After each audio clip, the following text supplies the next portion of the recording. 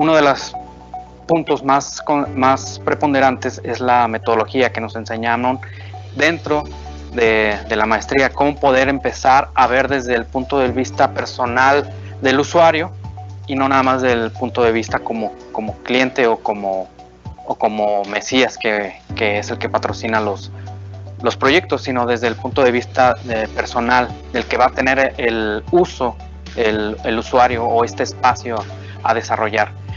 Algunos tienen que ver, por ejemplo, con el aprendizaje de software, que tiene que ver con sistemas de información geográfica. Entonces, para varios proyectos de escala urbana, pues es ahorita fundamental el contar con dichos conocimientos. El hecho de estudiar la maestría me aumentó los conocimientos y por ende pues me generó más confianza, más seguridad en mí misma para poder seguir desarrollándome como profesionista independiente. Yo estudié la maestría en Ciencias con orientación en Gestión e Innovación del Diseño y bueno, como su palabra lo dice, gestión es algo que hago todos los días en mi trabajo. Asimismo, la metodología con la que nosotros trabajamos a lo largo de los semestres, a mí me ha ayudado mucho a resolver esas áreas de oportunidad que surgen día a día. Los principales retos a los que me enfrenté fue por el proceso de investigación a la etapa de recopilar información oficial, el dialogar o entrevistar personas encargadas de algún puesto o de algún departamento, digamos, estatal o gubernamental. Más que nada por la inexperiencia, ¿no? Ese podría decir que fue el principal reto. Por ejemplo, ciertas circunstancias que vimos durante el periodo de la maestría, como factibilidades de proyectos, el porqué de ciertas circunstancias para construir un proyecto, son cosas que a lo mejor después de egresar de la licenciatura no tienes muy presentes.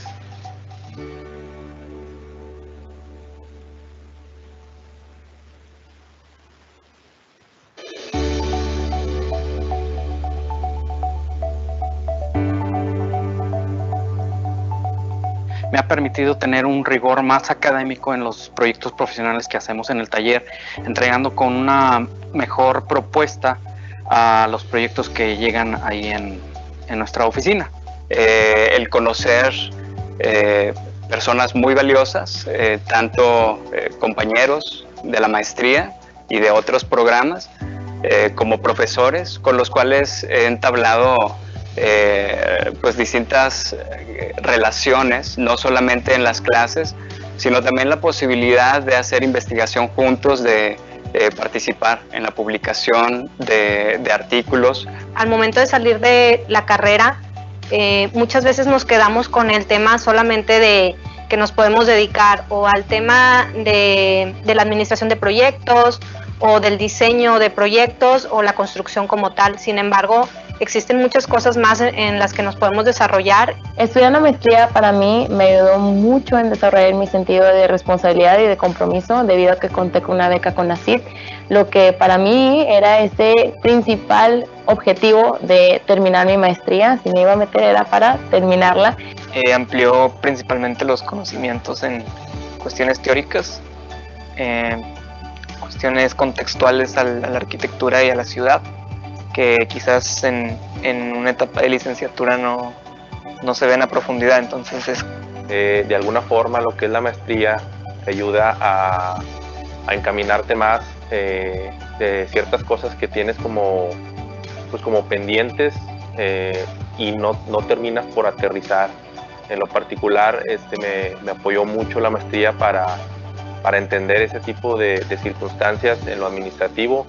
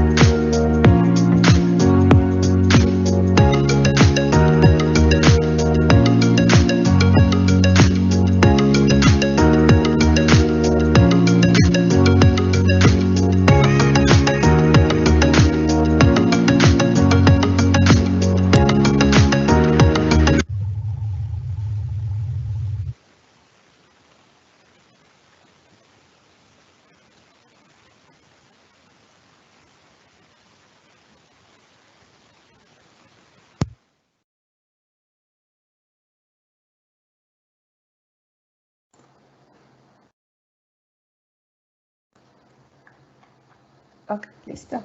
Muy buenas noches tengan todos los aquí presentes y sean todos bienvenidos a este tercer foro del conocimiento de posgrado de investigación, donde hemos comenzado a ver diversas conferencias magistrales, ponencias y mesas de diálogo sobre temas de arquitectura, urbanismo y diseño y sobre el contexto actual, planteando nuevos escenarios y visiones y retos globales en las nuevas ciudades que emergen.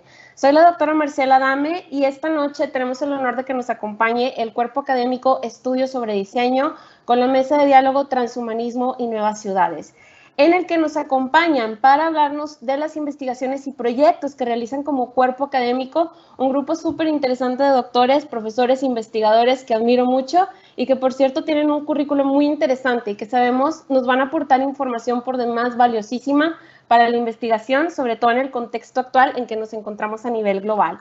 Están con nosotros el doctor Adolfo Benito Narváez Tijerina, doctor en arquitectura en la Universidad Autónoma Nacional de México. Es investigador de la Facultad de Arquitectura de la Universidad Autónoma de Nuevo León y es fundador del doctorado en filosofía con orientación en arquitectura y asuntos urbanos. Él también es el fundador del cuerpo académico Estudios sobre Diseño y él es el presidente del Comité de Humanidades de Investigación Científica Básica de CONACYT. El doctor Narváez también es autor de libros sobre arquitectura, urbanismo y metodología, artículos especializados publicados y capítulos de libro.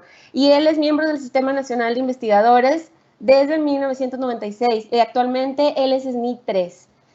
Está con nosotros también el doctor Gerardo Vázquez, es arquitecto por la Universidad Autónoma de Nuevo León, tiene la maestría en Historia del Arte por la Universidad Autónoma de Barcelona y un doctorado en arte y postdoctorado en la Universidad del Deusto en el País Vasco. Él también, el doctor Gerardo, también es parte del Sistema Nacional de Investigadores. También ha desarrollado estancias de investigación en diversas universidades como la Complutense de Madrid y sus trabajos de investigación han estado publicados a nivel nacional como internacional. Sus líneas de investigación son teoría del diseño, complejidad y diseño e imaginarios urbanos. En el 2009 fue reconocido por la Secretaría de Cultura de México y por el Fondo Nacional de la Cultura y las Artes. El doctor Jesús Manuel Ficho Zuna, arquitecto y maestro en evaluación inmobiliaria por la Universidad Autónoma de Nuevo León. Él tiene un doctor en gestión y valoración urbana en la Escuela Técnica Superior de Arquitectura de Barcelona, ETSAB. Él es profesor e investigador también en la Facultad de Arquitectura de la Universidad Autónoma de Nuevo León y también pertenece al Sistema Nacional de Investigadores del CONACYT. Participa como profesor en comisiones de titulación y la parte de su líneas de investigación es en torno a la gestión y la planificación urbana, así como la evaluación ambiental urbana e inmobiliaria. La doctora Diana Isabel Maldonado Flores es arquitecta mexicana y doctora en arquitectura por la Universidad Nacional Autónoma de México. Es también profesora investigadora de la Facultad de Arquitectura de la UAM y fue investigadora también de la Universidad de Texas de Austin School of Architecture. Su propuesta teórica está basada también en foros internacionales como LASA, Latin American Studies Association, y Colonial and Postcolonial Landscapes, Architecture, Cities, Infrastructures, Lisboa. Su trabajo reciente está relacionado con el desarrollo de una teoría crítica en comprensión del espacio y la escala humana. También tiene libros en proceso como Arquitectura Post y Off Planning. La doctora Karina Soto Canales también es arquitecta por la Universidad de Monterrey, con maestría en Ciencias para la Planificación de Asentamientos Humanos y doctorado en Arquitectura y Asuntos Urbanos por la Facultad de Arquitectura de la Universidad Autónoma de Nuevo León. Sus temas centrales de investigación se basan en el fenómeno de la localización de actividades, el proceso de metropolización, planeación urbana, movilidad y segregación. La doctora Diana Karina Padilla Herrera es arquitecta con maestría en diseño arquitectónico y doctorado en filosofía con orientación en arquitectura y asuntos urbanos. Ella realizó una estancia también en el Instituto de Estudios Urbanos y Territoriales en la Universidad Pontificia Católica de Chile y sus líneas de investigación son acerca de las multidimensiones de la geografía humana, biopolítica y exclusión espacial de América Latina. El doctor Martín Francisco Gallegos Medina es licenciado en arquitectura por la Universidad Autónoma de Nuevo León, licenciado en filosofía por la Universidad de Valle de Atemajac, Guadalajara, y tiene una maestría en Ciencias de la Familia por el Instituto Juan Pablo II. También es doctor en Filosofía con orientación en Arquitecturas y Asuntos Urbanos y es también el coordinador de este mismo doctorado en la Facultad de Arquitectura de la Universidad Autónoma de Nuevo León. Sus líneas de investigaciones es sobre la vivienda y la ciudad como espacio simbólico, pedagógico, en diálogo con la filosofía y teología. También es miembro nacional de investigadores. Y bueno, pues cedo la palabra al doctor Benito Narváez, para que comiencen esta mesa de diálogo. Adelante. Muchas gracias, Lidia, pues muy amable por tu presentación. Bueno, dos cosas. Esta es la segunda mesa que hacemos sobre transhumanismo y ciudad, es decir, vamos a ir avanzando un poco en nuestro diálogo, en lo que digamos, a lo que lleguemos aquí en esta sesión, ¿no?, de trabajo, porque eso es una sesión de trabajo. Esa es la primera cosa. La segunda cosa es que por la mañana, inaugurando este gran evento de esta semana, estuvo con nosotros Carlos Marmolejo presentando a Magdalena Plochkiewicz. Ella, investigadora polaca de Cracovia, introdujo el tema de las Smart Cities y haciendo una valoración de la efectividad de las Smart Cities, cómo es que estas están teniendo eco, o sea, cómo están teniendo un eco entre digamos, las ciudades en el mundo. Realmente una de las primeras apuestas de la agenda, si se le puede decir así, porque pues de hecho se trata de una agenda política, que en el fondo es esto, ¿no? Una agenda política de grupos que intentan establecer unos objetivos para el desarrollo humano. Realmente apuesta primero sobre la tecnología. Justamente el aterrizaje de esta apuesta de la agenda transhumanista está en las Smart Cities como un fenómeno, bueno, de gran aporte tecnológico a la estructura de la ciudad, fundamentalmente en sus redes, ¿no? Redes de reciclaje, de redistribución de recursos, de comunicaciones, y por el otro lado en su supervigilancia, ¿no? En la supervigilancia que ejercen con la población que se encuentra ahí. Una de las cosas que nos comentaba Magdalena en la mañana es que las Smart Cities que se han creado en el mundo desde cero, ¿no?, por esfuerzos que tienen que ver con esfuerzos de gobiernos o que tienen que ver con esfuerzos de iniciativas privadas, ¿no?, de empresas, pues no tienen o tienen un éxito verdaderamente marginal. Hablaba de que algunas ciudades preparadas para recibir a 500,000 de habitantes en un primer proceso de expansión, es decir, cuando se diseñaran, apenas tienen 70,000 habitantes algunas de ellas. Es decir, es verdaderamente difícil este proceso. Por ahí hay profesores, una importante profesora de la Universidad McGill en Canadá, que dice que de las 150 Smart Cities del mundo que digamos están diseñadas en función de lograr ciertos objetivos de población en ciertos plazos, no lo han cumplido. Hay un rezago, ¿no?, en esto que, bueno, lo advierte desde la mañana Magdalena. Quisiera partir de aquí porque creo que superar las Smart Cities nos debería llevar a otro término, ¿no?, o a utilizar otra clase de valores sobre los cuales trabajar esta cuestión de las nuevas ciudades. Un término que se ha venido usando desde hace muy poco tiempo es el de las road cities, las ciudades despiertas o las ciudades de despertar. Hay que entender que las ciudades despiertas tienen una cierta historia ligada sobre todo a dos cosas, ¿no? Por una parte, el empoderamiento en los medios académicos de la teoría crítica de la raza, y por otro lado, el movimiento Black Lives Matter, que, bueno, se empoderó en términos de su importancia mundial a partir de la muerte, de la trágica muerte, ¿no?, del afroamericano George Floyd. Estas woke cities o estas ciudades despiertas, de hecho hay un multimillonario, esto es algo que sucede ahora, está sucediendo ahora. Mark Lore, que hizo, digamos, su dinero a partir del emprendedurismo y ahora es el CEO de comercio electrónico de Walmart, quiere, con su fortuna, o sea, invirtiendo su propio dinero, construir la primera ciudad despierta o la primera ciudad woke de los Estados Unidos. pretende albergar en un primer momento 50,000 personas, pero quiere llegar a los 5 millones de habitantes. Ahora bien, ¿qué son estas ciudades, no? ¿O qué implican estas ciudades? Bueno, ya la apuesta tecnológica se mezcla o se combina con una serie de objetivos, ¿no? Por ejemplo, los ingleses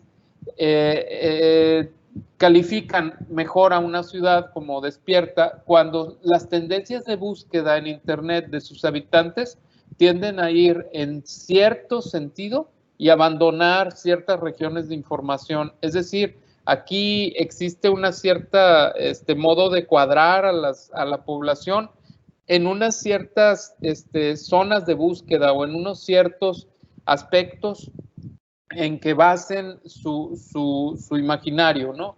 Luego, que no exista gran brecha salarial entre los géneros. También que haya una buena tasa de reciclaje, que haya una buena participación electoral, que existan restaurantes o lugares, ¿no?, en donde se sirva comida vegetariana, pero fundamentalmente vegana. La idea es que se vaya hacia el veganismo, que haya un registro importante del uso de vehículos de bajas emisiones o preferentemente vehículos eléctricos, que exista una diversidad en el Consejo Ciudadano en donde la representación femenina y de otros géneros sea pues visible. Y bueno, esto quisiera yo decirlo, pues se empareja con criterios de la Organización de las Naciones Unidas y para hacer esto. Ahora bien, una ciudad nueva que se produce en este tipo de términos, pues tenderá a ser una sociedad que va hacia lo que Karl Popper y otros, ¿no? Y otros han denominado sociedades abiertas. Es decir, estas sociedades integrativas y que favorecen la diversidad, que están fundadas en la diversidad. Un poco la agenda transhumanista tiende a mostrarnos la virtud de la diversidad. Yo quisiera partir de aquí. ¿Qué virtudes y qué peligros y qué amenazas encontramos en la gestación de esta diversidad, de la cual parten estos nuevos proyectos urbanos que plantea la escena contemporánea? No tenemos un guión preestablecido, o sea, de hecho, esto es el punto de partida, pero quisiera que se apuntaran mis compañeros a contestar, ¿no? Yo cederé la palabra, digamos, estoy actuando aquí un poco de moderador, no soy el moderador, pero bueno, cederé la palabra a quien me la pida en este momento. Doctor Vázquez.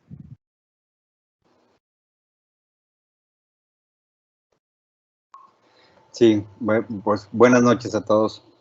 Un gusto compartir aquí mesa redonda con ustedes y con los que nos están escuchando. Pues bien interesante la introducción que da Benito, ¿no? Y me recordó, hay varios autores que tratan lo que voy a decir a continuación, pero tal vez uno de los más cercanos a nuestra academia va a ser Roger Bartra, un profesor de la Autónoma de México, que dice que sería amoral no amoral, que sería no ético no estar dentro del transhumanismo, no aplicarlo. Y esas palabras podrían parecer muy radicales, pero no es una postura nueva, ¿no?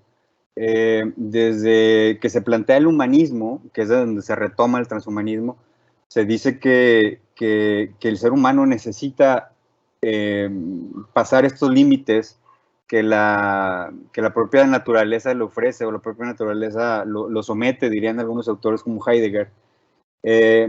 Y entonces creo que en esa misma dinámica de progreso en la que nos hemos metido desde hace unos 200 años aproximadamente, sería imposible por una parte no pensar que nos volvamos transhumanos. Parece que todo lo imaginario hegemónico de ciencia ficción, desde las caricaturas con las que nos educan de pequeños hasta la nueva filosofía y la nueva orientación del pensamiento nos lleva a pensar que es lo correcto, ¿no? Que realmente a nivel masa, a nivel academia todo se cuestiona, ¿no? Pero a nivel masificación, si preguntamos a gran escala, el transhumanismo es bien aceptado, ¿no? Bajo los términos de la inmortalidad, que es lo que principalmente nos ofrece, ¿no? Y entonces es muy interesante porque las ciudades contemporáneas, a medida que estas nuevas generaciones vamos subiendo a ejercer nuestro liderazgo de vida, estamos aplicando estas creencias que tenemos sobre el imaginario, ¿no? Del transhumanismo, y poco nos detenemos a cuestionarnos si realmente hay algo negativo en él. O sea, pareciera que se da por asentado y por un hecho que así debería ser, ¿no? Nuestros hijos, si les preguntamos qué quieren estudiar o hacia dónde dirigen su vida, seguramente será muy cercano a la tecnología o estará muy cercano a lo mediático o a la comunicación, sin cuestionarse si es bueno o malo, ¿no?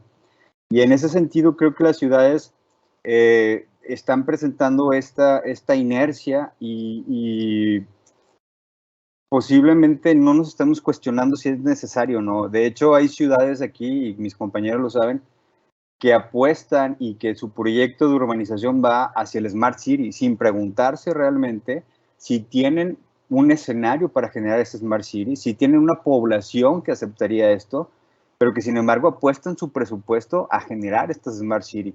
Y habría que cuestionarnos como profesores, como gente con incidencia en todo esto, si realmente es un valor agregado a la calidad de vida que la propia población tiene, ¿no? Entonces, seguramente no contesto con certeza al planteamiento que sea Benito, sino que más que todo dejo en la mesa otro cuestionamiento, ¿no? O sea, si realmente el Smart City nos funciona para algo y será necesario apostarle realmente a esto en México, porque pareciera que parte de nuestros gobiernos están con toda la apuesta directamente a eso, ¿no? La ONU Habitat ha participado con diferentes municipios y con diferentes profesores es más, nosotros hemos participado con ellos en algunos proyectos y el cuestionamiento no existe hacia esa aceptación, ¿no? de este imaginario. Yo tengo otra idea, bajo un acoplamiento de una ciudad a un entorno urbano, ¿no? Pero creo que la primera pregunta es, ¿es factible un Smart City en este contexto? Sí, Diana y luego Martín.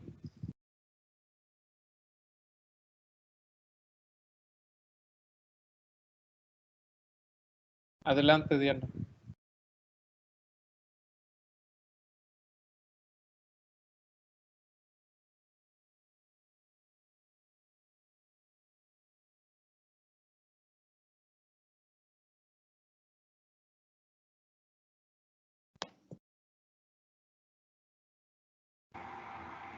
Adelante, Diana.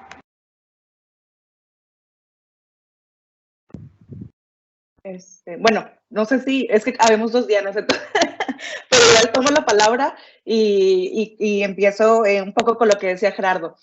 En ese sentido, la pregunta que hacías o que lanzas acerca de qué tan favorable puede ser esta idea de las Smart City, pues quizá también tendríamos que considerar si la ciudad actual que tenemos cumple al menos con lo básico y desde ahí ya queremos brincar como a otro nivel, a otra escala, ¿no? En una cuestión digital.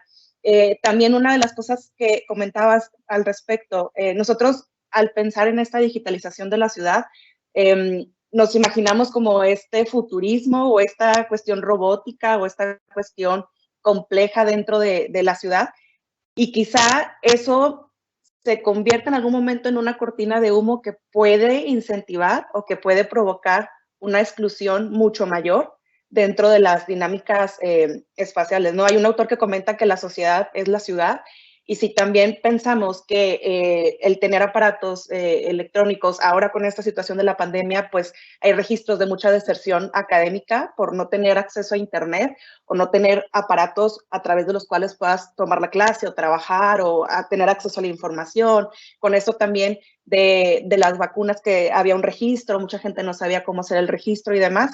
Desde ahí también tendríamos que pensar si esta decodificación de la ciudad, porque podríamos empezar a plantearla desde esa perspectiva, ¿no? Si pensamos en los metadatos, en el Big Data, en toda la información que se establece y que se deja, puede ser un poco peligroso también. De hecho, la semana pasada estuve viendo una serie que hablaba de cómo se crean perfiles falsos de personas y cómo se pueden, a través de estos perfiles falsos, pues generar violencia, ¿no? Entonces, podría ser desde el punto de vista de una infraestructura, del equipamiento, de no tener acceso, de generar una brecha mayor, de incentivar una biopolítica de vigilancia dentro de la ciudad.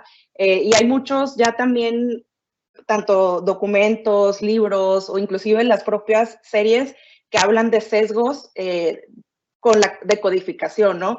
Que los filtros no son inclusivos o incluyentes, que no tienen todos los parámetros, que al momento de tú querer hacer un registro biométrico, no te registran por el color de piel o por las características raciales. Entonces, digo, es un tema bien complejo que en este día no va a salir la respuesta, pero al menos sí el cuestionarnos cómo tendríamos que desmantelar también este Big Data dentro de la ciudad para evitar que se generen pues más sesgos de los que aún existen, ¿no? Porque es bien complejo que no hemos superado ni siquiera esta parte de la ciudad y no tenemos una ciudad pues para todos y queremos brincar al otro nivel y se está haciendo la bola de nieve mucho más grande sin cuestionarnos qué tan intenso puede ser ese trayecto, esa trayectoria y hacia dónde nos llevaría, ¿no? Que en dónde queda el ser humano, lo que planteamos y lo que hemos hablado en diferentes ocasiones entre nosotros, cuál va a ser la figura del ser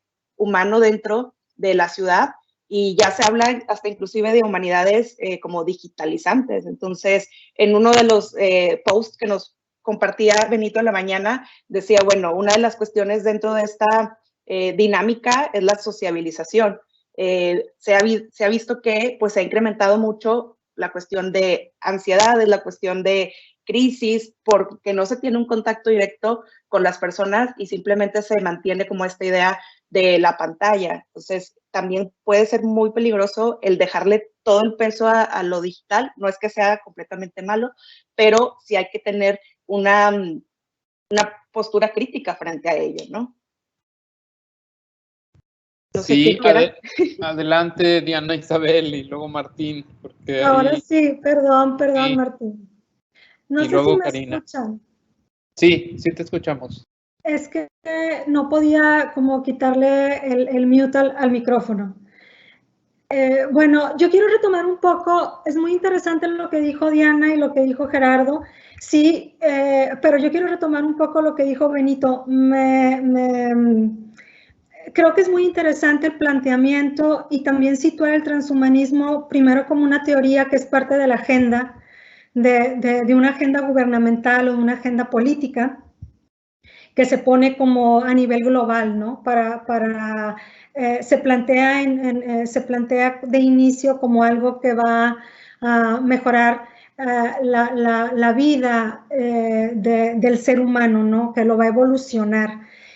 Me llama mucho la atención, bueno, desde que se empezó a platicar sobre esta segunda parte de transhumanismo y ciudad, yo me acordé de un ensayo de Humberto Eco que se llama Apocalípticos e Integrados. Y yo creo que yo me sitúo en los apocalípticos, aunque estoy integrada dentro de la sociedad, claro, en un país en vías de desarrollo, a cómo puedo estar integrada a la tecnología, porque no es lo mismo. O sea, el gran peligro de la tecnología, digamos, el gran peligro que había en los 90s de la tecnología era que no era un espacio donde realmente tuvieras acceso a toda la información. Y poco a poco nos dimos cuenta que había que pagar para poder tener acceso a cierta información. Me llama mucho la atención la idea de si nosotros pensamos que si el transhumanismo le apuesta a los avances tecnológicos y a la diversidad, me llama mucho la atención que sí puedes hablar de diversidad cuando estás hablando de tecnología, es decir, cuando estás hablando de transhumanismo, pero seguimos nosotros como seres humanos limitados por alguna, o marcados, llamarlo de alguna manera, dentro de la epistemología de la diferencia sexual. Y dentro de la epistemología de la diferencia sexual no hay diversidad. O sea, hay o hombre o mujer, y eso es lo que se están creando a partir de esa epistemología de la diversidad sexual, se crean tecnologías para fabricar los cuerpos. Entonces, creo que cuando nosotros hablamos de esta evolución a partir del transhumanismo, estamos dejando de lado que tal vez se esté convirtiendo en un correlato, y este correlato tenga en mente un tipo de ser humano, y que conforme estamos diciendo que le apuesta a la diversidad, pero en nuestro día a día vivimos situaciones espaciales, porque como seres tridimensionales vivimos situaciones espaciales, se polariza la sociedad a partir de la diversidad sexual una y otra vez y otra vez y otra vez. Entonces, en el caso de las ciudades despiertas, que me parece maravilloso, creo que el problema es que la epistemología de la diversidad sexual es patriarcal. Y si nos vamos al sistema patriarcal y luego nos vamos a la colonización y luego nos vamos a la modernización y luego nos vamos a, no sé, la globalización y luego el transhumanismo como el punto de partida para otro movimiento, pues estamos como dando vueltas dentro de la misma estructura material o conceptual que es la ciudad. Entonces, es decir, queremos una ciudad diversa, queremos una ciudad donde no haya brechas de salario, donde haya equidad, donde se acepte lo múltiple, pero queremos meterlo todo en la ciudad. Y la ciudad como concepto, vuelvo a insistir, como la sesión de trabajo anterior, las ciudades, o sea, no cuestionar, y ahora me enlazo con lo que dijo Gerardo, no cuestionar la ciudad y querer hacer una nueva ciudad, pero dentro de él como ciudad, creo que ahí es donde puede estar radicando el problema. Y para terminar mi participación, me llama la atención que una ciudad despierta pueda ser a partir de Black Lives Matter y no se hable de una ciudad despierta a partir de los movimientos feministas, o no se hable de una ciudad despierta a partir de todos los movimientos que están tirando monumentos. Y si están tirando monumentos, entonces también tendríamos que estar hablando de tirar la arquitectura. O sea, puede ser muy polémico, ¿no? Pero tal vez lo que tenemos que hacer es estar pensando, repensarnos en lugar de como seres humanos, como cuerpos vivos. Porque entonces cuando ya le quitamos lo transhumano o lo posthumano y hablamos de cuerpos vivos, creo que estamos entendiendo de qué se trata la interdependencia y de qué se trata todos los cuerpos, ¿no? Sí, adelante Martín, y sí, luego gracias, seguiría gracias. Karina, y luego Jesús. Sí, gracias Benito. Pues sumándome a las preguntas, de ponerlas sobre la mesa que decía Gerardo, no para dar una respuesta, sino para provocar más preguntas. Recuerdo ahorita que estaban platicando, compartiendo, hace que escasos 4 días celebramos el Día de la Independencia de México, y lo mismo sucede cuando se celebra el 12 de octubre, el Día de la Raza, en México, ¿no? Bueno, a nivel de Iberoamérica. Y me tocó escuchar, y pues he escuchado no pocas voces que se dirigen hacia el grupo indigenista, como diciendo, vinieron y cometieron un genocidio y nos acabaron, y entonces los españoles, etcétera, etcétera, etcétera, que no voy a decir si fue bueno o malo, simplemente señalar esta colonización que se hizo en México, y que este grupo, no pequeño grupo, que se alza con la voz de decir que esto fue un genocidio. Quiero utilizar esta imagen para traer a la reflexión que estamos haciendo, ¿no? Entonces, fue la viruela, el sarampión que trajeron los españoles junto con los aliados alrededor de los aztecas, que hicieron que este gran imperio pues cayera, ¿no? Y lo mismo yo creo que sucede con estas nuevas ideologías, que son de pocos, no son de la mayoría, llegan y nos colonizan y no nos damos cuenta, creo que no nos detenemos a reflexionar que nos traen una viruela a través de todos estos medios masivos de comunicación, pero no son los medios masivos de comunicación, ni es la ciencia, ni es la tecnología, sino el problema, creo yo, es un problema ético. Al final de cuentas, la ciencia no es buena ni mala, la tecnología no es buena ni mala, simplemente es un instrumento, es una herramienta, incluso es casi, diría yo, un derecho y una obligación del ser humano de buscar estos procesos de desarrollo y evolución utilizando su capacidad intelectiva, ¿no? Y al final de cuentas, una de las tareas principales, y no es que la más importante de la ciencia en cualquiera de sus rubros, pues es hacer posible lo imposible en un momento determinado, ¿no? Y la tarea principal de cualquier ciencia es esto, es hacer posible lo que en un momento determinado es imposible. Pero se nos olvida la contraparte, ¿no? Que tiene que ver con el tema de la voluntad humana, que es esta otra facultad superior, y que tiene que ver con el tema de qué hago con eso que ya he hecho posible en un momento determinado. Entonces viene la reflexión ética.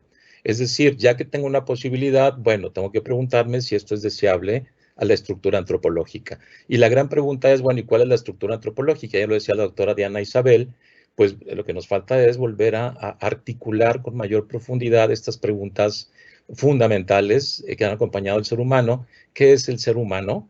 Creo yo que se nos está olvidando articular de una manera mucho más reflexiva esta pregunta de qué soy, qué es el ser humano, cuál es su estructura antropológica, para a partir de ahí entonces poder promover la dignidad que tiene el ser humano independientemente de su condición, de su credo, de su raza, de su color, etcétera, ¿no? Es decir, qué es lo que hace, qué es lo que le da valor al ser humano, y entonces a partir de esta reflexión antropológica, filosófica, incluso yo diría, empezar a ceder las sillas de la mesa de diálogo a los ámbitos teológicos y religiosos que también tienen mucho que aportar a la reflexión para poder juntos poder encontrar una respuesta mucho más completa, si no definitiva, sobre lo que es el ser humano y entonces ahora sí estar en grado de hacer una acción que vaya de acuerdo precisamente a la altura del humano. Entonces yo creo que aquí el tema es esta unidad dual de entre inteligencia y voluntad como facultad superior tiene que estar perfectamente, creo yo, o más bien tender al equilibrio en esta reflexión entre ciencia y ética. Y estamos ante un gran problema. ¿Y qué es la ética? Se habla de muchas éticas, pero si nos vamos a una definición tradicional de ética filosófica, pues es la ciencia que estudia la bondad o maldad de los actos humanos, simplemente así de sencillo. Y nos metemos en otro problema. ¿Qué es lo bueno y qué es lo malo? Aquí la pregunta es de democracia? ¿Es de tiranía? ¿Es de monarquía? ¿Quién define qué es lo humano? Porque la ley moral natural o la ley natural está completamente olvidada, es decir, cada quien define lo que es lo humano. Creo yo que esto se ve reflejado perfectamente en esta propuesta de ciudades, que creo yo, como mencionabas, Benito, y que decía la doctora Magdalena, pues estas ciudades casi Disney World, ¿no? Bellísimas, perfectamente hechas, pero deshumanizadas. Entonces creo que aquí la cuestión de fondo es un problema ético, filosófico. Primero, definir qué entendemos por ética. Segundo, definir qué entendemos por el ser humano, es decir, qué hace que tú y yo, el chino, el blanco, el gordo, el flaco, el que sea un ser humano. Y a partir de ese punto que nos une como seres humanos, empezar a buscar esa promoción para que podamos entonces hacer una propuesta, como decía la doctora Diana Karina, si no hemos podido resolver, pues tapar los hoyos de las calles, pues estamos pensando en Smart Cities. Creo que esta es una segregación malintencionada de una élite, porque al final de cuentas esta propuesta de transhumanismo, sobre todo en nuevas ciudades, es para unos pocos, y la mayoría seremos quienes lavaremos los baños de esos pocos. Fuerte, ¿no? Karina, por favor. Yo traigo, no sé si me escucho. Sí. Ok. Bueno, así como han comentado, yo creo que cada uno de nosotros hemos estado haciendo investigación en diferentes como líneas o temas, pero yo he estado como recuperando algo de lo que menciona Italo Calvino en las ciudades invisibles y les voy a comentar por qué.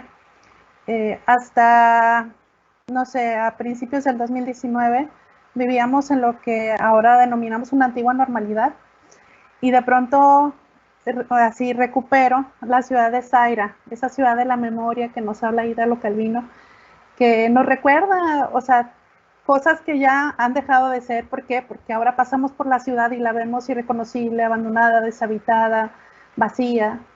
Y entonces es como el panorama que estamos dejando atrás porque necesitamos hacer algo al respecto para superarlo.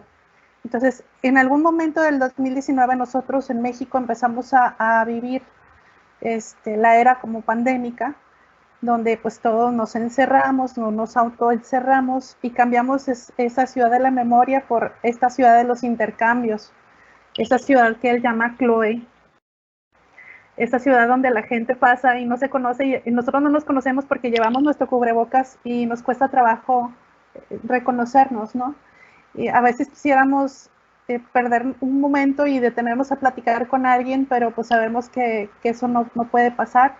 Y entonces con las miradas nos estamos prácticamente comunicando. Entonces cuando vi el título de esta mesa de diálogo y decía Transhumanismo y Nuevas Ciudades, empecé a pensar, bueno, ¿qué era para mí antes de la pandemia una nueva ciudad? Y pensé en Masdar, en Dongtan, donde nos avisaban así a finales de, no sé, 2007, 2008, que iban a ser estas nuevas ciudades para cierta cantidad de personas, todo sustentable, sostenible, y los edificios de una manera o de otra, las comunidades iban a estar topadas, o sea, en el sentido de que solo cierta cantidad de población iba a vivir ahí. Pero a la hora de leer esto, en el momento en el que nosotros estamos viviendo, esta nueva ciudad, pues tiene que estar así como relacionada también con la nueva normalidad, porque esas ciudades como las estábamos diseñando, pues ya no son como adecuadas para lo que estamos necesitando ahora superar. Entonces agregamos un poquito como de realismo. Una vez que termine toda esta situación de crisis sanitaria o económica, pues también tendríamos que sentarnos a meditar, tal vez con un poco de creatividad, tal vez como un asunto de película de ciencia ficción, sobre cómo se debe construir la nueva ciudad, porque así como bien dice Diana Karina Padilla, en el lugar donde nosotros estamos habitando, hablar de una ciudad que esté depositando como todo en la Smart City sería aumentar potencialmente la brecha de desigualdad. Tuvimos el ejemplo claro con el registro para la vacunación, y hemos tenido otras situaciones muy inconvenientes donde ciudades o asentamientos enteros en Oaxaca, en Tabasco, en Veracruz, se han quedado rezagados porque no tienen cómo interactuar con este sistema que quieren habilitar desde la política. Y finalmente, pues nos habla como de esta incapacidad de reconocer el propósito de la comunidad, ¿no? De cómo llevar así de la mano a todos con estos derechos que tiene a la educación, a la salud pública, a un trabajo. Es un reto y definitivamente yo creo que habría como que recuperar ese tipo de ejercicios donde cómo lograr en un lugar como México que a pesar de que tengamos que habilitar estos mecanismos que nos ayuden a salvaguardar la salud pública, la salud individual, pues también nos permitan pues volver a recuperar los espacios públicos, la cotidianidad y los trabajos, porque no va a haber tecnología para todos. Gracias, Karina, qué interesante. Jesús, doctor Fitch, adelante. Hola, muy buenas noches, colegas y amigos. Buenas noches a los que se encuentran asistentes en este evento. Pues realmente en el panel y los temas que nos convocas, ¿verdad, Benito? Siempre son algo que nos invita a repensar, ¿verdad? A tener otras miradas sobre lo que es la arquitectura, la ciudad y la gente, ¿verdad? Una obra que por ahí escribiste a finales de los 90, en donde pues nos invitaba a ver algunos aspectos muy diferentes a la visión que ahora se plantea con este fenómeno del transhumanismo, ¿sí? Es decir, nos enfocamos al ser humano, ¿sí? Pero aquí es interesante porque trata de ya no hablar del ser humano como se concebía en el siglo XX y en la parte de la evolución normal, ¿verdad?, del ser humano. El transhumanismo, pues como ya han citado mis colegas y amigos, intenta tener un fortalecimiento, por un lado, de sus capacidades, pero al mismo tiempo, hasta qué punto dentro de esta sociedad de consumo, ¿sí?, en donde tratamos de evitar ciertos males o ciertos bienes, nos están llevando, nos están orientando a unas ciudades que, como ya han comentado, cada vez son más desiguales, cada vez más son fragmentarias, cada vez son más segregativas, ¿verdad? Me llama la atención porque precisamente en este momento veo que Naciones Unidas, a través de la agencia de ONU Habitat, intenta recobrar la parte del ser humano, es decir, pareciera que está buscando regresar a lo básico. ¿Y cuál sería lo básico? La escala de ciudad, ¿sí?, y la escala de comunidad. Plantea aspectos derivados hacia lo que es el nuevo urbanismo, lo cual pues no es nada nuevo, ¿verdad?, sino que intenta tratar de humanizar el espacio, muy diferente a lo que nos invita el transhumanismo, ¿verdad? También esta parte en la cual ha venido el ser humano aumentando la esperanza de vida, ¿sí?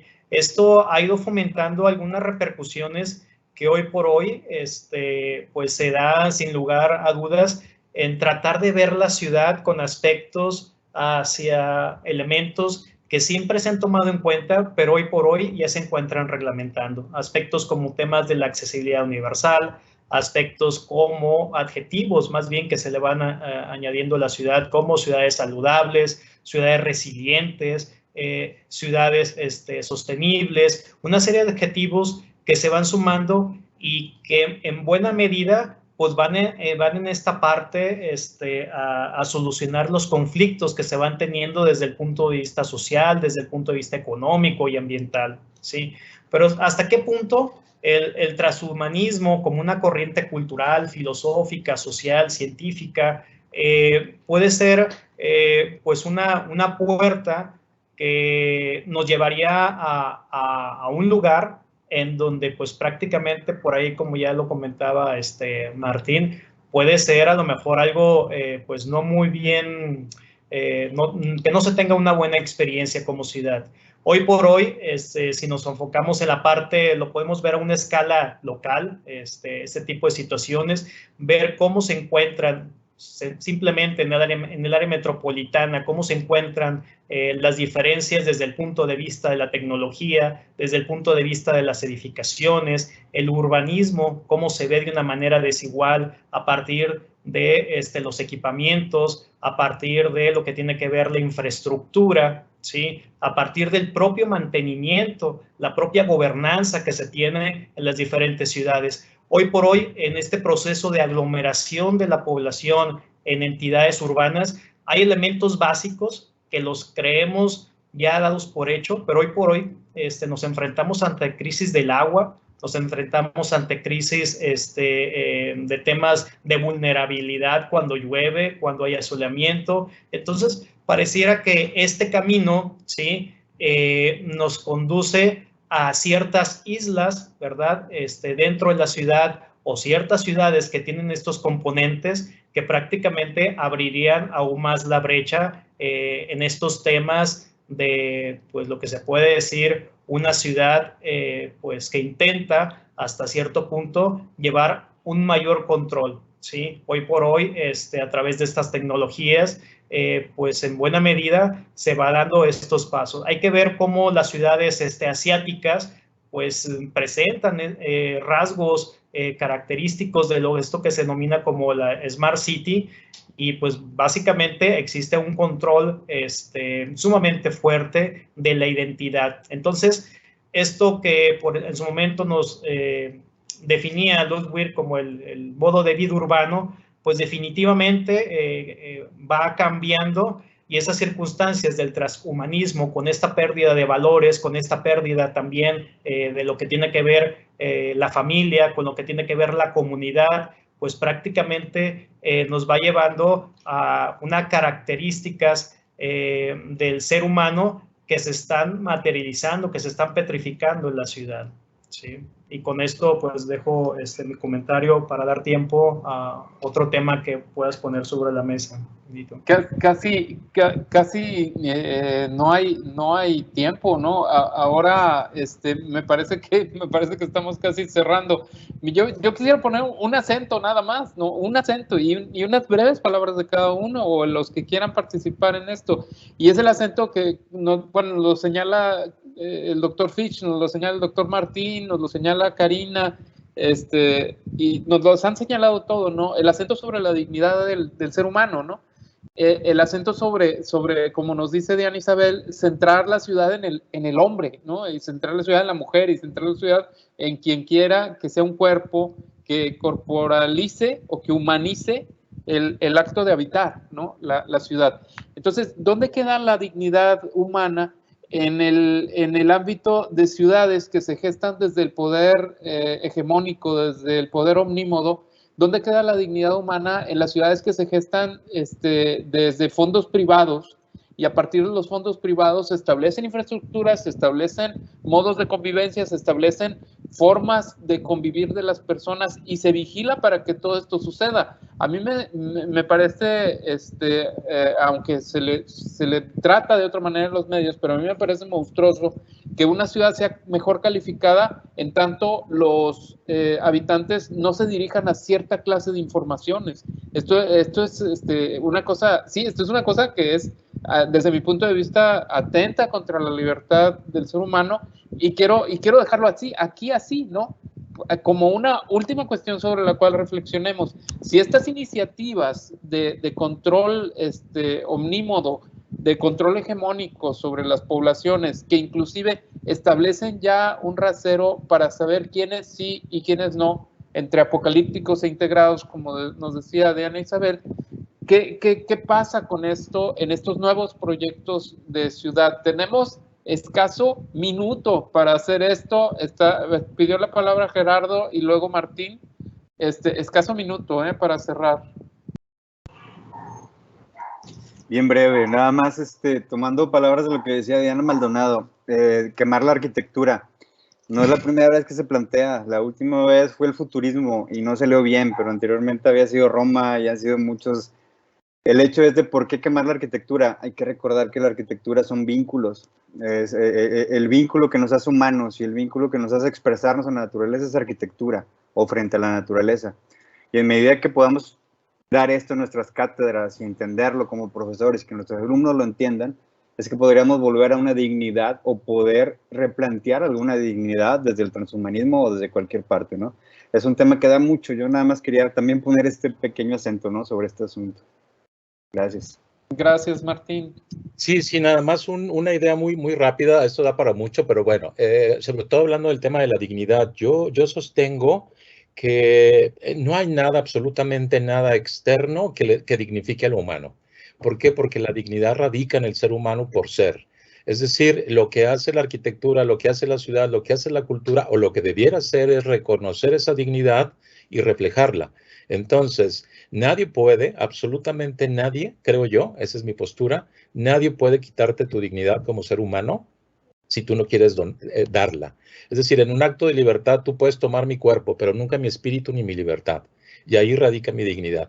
La cultura lo que tiene que hacer, y sobre todo estas ciudades, si vamos a dar paso a la tecnología, lo que tendrían que hacer es, en un acto ético, reconocer esa dignidad que radica en la estructura antropológica, que creo que ahí está el problema, que son elementos mínimos, pero que nos hacen a todos ser humanos, reconocer esa dignidad y ponerla a través de la cultura, y tendrá una cantidad infinita de posibles manifestaciones, porque no hay una sola forma, es múltiple, porque al final de cuentas la belleza que radica en el interior del hombre, que es esta dignidad humana, se va a externar en la belleza a través de la cultura. Gracias. Karina, por favor, bien breves para dar chance a las preguntas. Sí. Súper breve. Zygmunt Bauman ya no está vivo para ver lo que sucedió, y en verdad me parece como muy visionario, porque él habla de incluso de la arquitectura del miedo, ¿no? De esta necesidad de controlar, y vamos hablando que el control en esta era post-pandémica o pandémica refiere al hecho de decir que quién tiene acceso o no a algún lugar en función de si está vacunado, si tiene temperatura, si está tosiendo o estornudando. Y entonces, de pronto, como estos miedos se han potencializado y entonces los mecanismos de control también están aumentando como los niveles de hostilidad para convivir y socializar. Entonces hay que tener como mucho cuidado antes de seguir permitiendo como esta serie de mecanismos para alterar nuestra interacción social. Muchas gracias. Yo le quisiera nada más remarcar el papel, ¿no?, del trabajo de Viktor Frankl, el trabajo de Edith Stein en el reconocimiento de lo humano en el escenario más adverso, ¿no?, que puede tener un ser humano, que es vivir hasta morir. Edith Stein, hasta morir en un campo de concentración, ¿no? Es decir, con todo el poder encima, limitando absolutamente la libertad. Estas dos personas fueron absolutamente libres, ¿no? Esa es una cosa que sí quiero resaltar de esto y de lo que nos está pasando, ¿no?, en este encierro pandémico que nos tiene reflexionando, ¿no? Así, Diana, Isabel, ¿quieres comentar algo para nosotros? Sí, algo muy breve en esta cuestión que pediste poner el acento. Y retomando un poco lo que también acentuó Gerardo, hablo de quemar en el sentido de explotar, pero en un sentido conceptual. Y creo que ahí radica para mí la redignización de los cuerpos, porque vuelvo a insistir que para mí una redefinición del humano sería ir más allá del humano, no en el post o en el trans, sino en lo vivo, que esto también nos llevaría a otras relaciones con lo múltiple y lo diverso en la naturaleza. Entonces, yo pongo sobre la mesa algo que a mí me interesa, que son las contraficciones. Hablaba Fitch de una persona que proponía, una teoría que proponía regresar a la escala de la ciudad o a la escala humana. ¿Por qué no agarramos también esto que está sucediendo como las ciudades despiertas y vemos cómo estos grupos que son los movimientos sociales o las resistencias sociales, vemos a dónde nos llevan en el sentido de, no sé, yo manejo un concepto como una contraficción que es ¿por qué no pensamos en contraciudad y en contraarquitectura a través de procesos de neonomadización? Es todo. Muchas gracias. Yo creo que pasamos a preguntas, doctora Lidia, y pues adelante. Sí, muchas gracias, doctor Benito. Vamos a comenzar con el tiempo de preguntas y respuestas. La primera pregunta que nos hacen es: ¿cómo prevenir la decadencia social si el capital económico apuesta por este tipo de experimentos sociales que trastocan las conciencias no educadas o resentidas de nuestras sociedades? Dificilísimo, pero ¿quién quiere? Martín, por favor. Sí, yo quisiera aquí citar a Luigi Giussani. Luigi Giussani, estoy totalmente de acuerdo con quien nos hace esta pregunta. Y yo creo que el problema actual es un tema educativo, aunque en las agendas políticas casi de todos los países, el tema educativo es uno de los temas que primero ponen como bandera en lo que van a trabajar en su periodo, ¿no? Pero creo que ahí no se trata de una educación en el sentido etimológico de la palabra, que al final de cuentas educar, deducere, sacar fuera lo que hay dentro. Es decir, que el educador lo que hace es provocar para que el interlocutor pueda por sí mismo sacar lo que hay dentro de sí, que al final de cuentas es su persona, ¿no? Tome conciencia de sí mismo y entonces ahora sí pueda decir yo a través de un tú. Entonces, Giussani diría, hay que educar el sentido crítico. El problema aquí creo que es, por eso las democracias, creo que es una maravilla la democracia, pero es también el punto débil de la democracia, es que si la sociedad que la conforma es estúpida, o está manipulada o alienada, o está enajenada, pues imaginen, con 1 kilo de frijol, con un te prometo que te voy a dar un puesto en no sé dónde, o con un favor, pues obviamente yo puedo ceder fácilmente porque no hay sentido crítico. y no le damos seguimiento a nuestro toma de decisión a través de un voto. Entonces creo que la democracia tendrá razón de ser cuando se eduque al sentido crítico y entonces construyamos en diálogo, en respeto, en tolerancia, pero siempre con argumentos sobre la mesa donde todos podemos sentarnos y poder buscar el bien común. Yo quiero abundar en eso diciendo que la libertad está en medio está en el medio del sentido crítico, ¿no? Creo que todos estamos de acuerdo con esto, porque digamos, educándonos en libertad significa que estamos viendo los discursos, los discursos en un sentido amplio, ¿no? El discurso que nos propone la ciudad, el discurso que nos proponen los medios, el discurso que nos proponen los estamentos de control. Y a partir de ver el discurso es que podemos definir cuál es nuestra posición frente a él. Una de las cosas que me saltan a mí y me saltan como una cosa muy evidente es el hecho de que tanto transhumanistas como los ecoextremistas que, digamos, formaban facciones aparentemente contrarios, ambos tienen como objetivo fundamental el superar a la humanidad. El superar a la humanidad por un desplazamiento o el superar a la humanidad por una eliminación, eso solo depende, el grado, ¿no? Solo depende de la crueldad o de la desconexión que tiene con la vida la persona que lo propone. Y quiero decirlo así porque, bueno, en Wuhan, cuando se estaban haciendo los experimentos de ganancia de función del virus de SARS-CoV-2, es decir, del virus del SARS, que quizás generó el SARS-CoV-2, no lo sabemos. Un importante ecologista inglés, Peter Daszak, era uno de los intermediarios en esta negociación entre las universidades estadounidenses, las más importantes universidades estadounidenses, y este Instituto de Virología. Nada más quiero dejarlo ahí. Una persona que está encaminada a la ecología, de pronto podría ser, y esto no es ninguna acusación por supuesto, pero podría ser un bioterrorista. Al igual que una persona que está pensando en que los que estorban son el resto de la humanidad y los únicos que pueden quedar son los seres humanos de diseño, podría también estar pensando en sus peores momentos en bioterrorismo. Entonces urge un sentido crítico, urge el sentido de ver esto, de no ver como facciones enfrentadas a estas dos monstruos, sino verlos como un solo monstruo de muchas cabezas contra el cual hay que definitivamente defenderse, ¿no? Muy bien, tenemos otra pregunta y no sé si tengamos tiempo todavía con esta u otra más. Bueno, a ver, si el transhumanismo corresponde o se proyecta a valores de progreso, tecnología, poder, evolución o mejora continua de la condición humana desde una perspectiva patriarcal y de colonialismo, ¿de qué manera el urbanismo hace posible deconstruir esa visión y ejercicio del transhumanismo?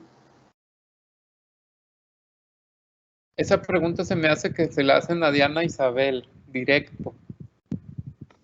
Sí, tal vez. Bueno, yo quiero tomar un poco lo que dijiste hace rato, Benito, como esta idea de entender los discursos que nos van formando y luego también tener esta visión crítica para ver más allá de lo evidente, como diría Leono, es decir, con la espada del augurio. Es decir, que digamos que dos discursos que parecen contrarios muchas veces son el mismo, o muchas veces buscan lo mismo, y entonces tendríamos que ser críticos. Una de las maneras que yo he encontrado, digo, dentro de todo este lenguaje tecnológico, es entender los códigos y actuar como si fuéramos hacktivistas. Es decir, no solamente unos hackers, sino unos hacktivistas con un sentido social. Es el sentido de nosotros, no sé, el sentido comunitario. Entender que yo no soy un cuerpo, sino me entiendo como una coreografía constante con otros cuerpos, una coreografía comunitaria. Y en ese sentido creo que si avivamos o desarrollamos la postura crítica, entendemos el código, lo explotamos a partir del hacktivismo, y yo no estoy tan de acuerdo con que digo tú para decir yo. Creo que es necesario evitar decir yo para poder simplemente decir nosotros, porque no existimos si no es en comunidad, ¿no? Y creo que para la pregunta esta, creo que el patriarcado, como lo decía Adriana Guzmán, que creo que lo mencioné en la sesión pasada, que fue Adriana Guzmán desde las mujeres aymayras en Bolivia, dice que el patriarcado es el sistema de sistemas. Entonces, si tú entiendes el patriarcado y después entiendes la epistemología de la diferencia sexual, y eso es lo que da la jerarquización de los cuerpos, entonces evitar la jerarquización de los cuerpos sería un punto de partida para poder pensar urbanísticamente, ¿no? Y ver qué teorías me han formado los espacios urbanos y a partir de eso, a ver cómo las exploto, a ver cómo las hackeo, ¿no? Es decir, a ver cómo me salgo de la jaula, pero definitivamente debo entender que es una jaula, ¿no? Adelante, doctora Lidia. Ok, y bueno, por último, ¿hasta qué punto el rechazo a la inmersión tecnológica en las ciudades y sus posibles consecuencias no generaría autosegregación del resto del mundo? Bueno, ahí yo sí quiero ser claro, ¿no? Porque justamente eso es lo que nos enseñan, lo que nos comenta Sara Moser, que es profesora asociada de Geografía de la Universidad McGill en Montreal, en el sentido de que de las 150 Smart Cities que ella analiza, ninguna ha llegado a sus objetivos. O sea, son finalmente estos proyectos que surgen de la hegemonía y que surgen de un pensamiento como de línea única, como de diseño, quizás no son la respuesta a generar ciudades con alma, ¿no? Generar ciudades que tengan espíritu, generar ciudades que puedan ir más allá y que puedan provocar la variedad que se necesita que exista en la ciudad. La ciudad tiene que partir de la variedad. Entonces, yo creo que prescindir de la tecnología, prescindir de estos valores presuntamente que nos harán más prósperos, más conectados, ¿no? con el mundo, quizás no sea la respuesta. Quizás estas ciudades son las menos visitadas. A lo mejor las ciudades más visitadas, más vistas, son estas ciudades que tienen espíritu, que tienen alma, que surgen de la espontaneidad. Entonces surge una pregunta de todo esto. ¿Qué tanto podemos diseñar la cosa urbana? ¿Qué tanto podemos diseñar la cosa urbana? Y entonces, como dice Ana Isabel, quizás esto es una coreografía de múltiples y no de unos. No de uno, ¿no? Es una coreografía de la multiplicidad, no de la unicidad, ¿no? Es interesante. Quiero dejarlo así como una pregunta abierta para quien nos hizo la pregunta, porque por ahí va, ¿no? La cosa. Perfecto. Bueno, pues entonces con esto finalizamos.